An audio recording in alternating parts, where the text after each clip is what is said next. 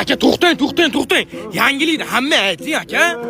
Aka to'xtang, kambag'allar ham boy bo'lsin, baxilmisiz aka? To'xtang aka. Yangilikda aytsam, Sherali Jo'rayevga rahmatli o'lib ketdi.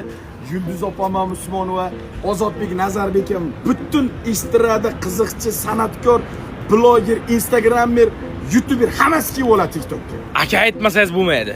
Kambag'allar ham bo'lsin ayting. Boy bo'lsin aka. Videoga podpiska, like bossin, keyin aytaman, bo'lmasa. Aka to'xtang, podpiskani ham, like ham bo'lsa, aytmasangiz bo'lmaydi. Bosdi. Tamom. Xullas do'stlar, TikTokda monetizatsiya yondi. Bu degani TikTok 1 million prosmotriga $250 koshelogingizga pul tushiryapti. Eng qizig'i qanday qulayligi nima?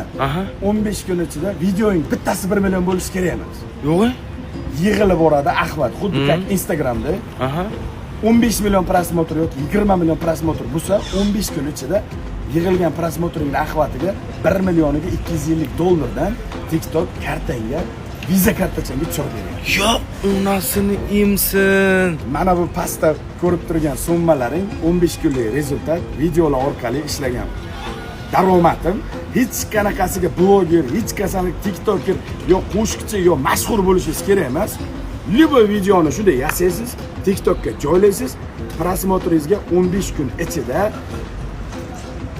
где-то средний men taxmin qilaman, havaskor odam ham $10,000 pul topasiz. Javob.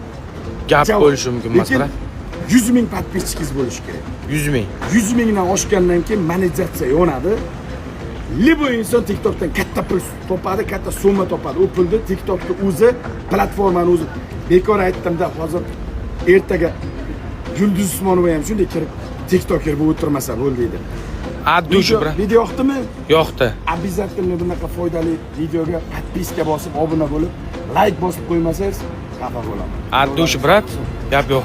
Sizlarga nasib. Addushi.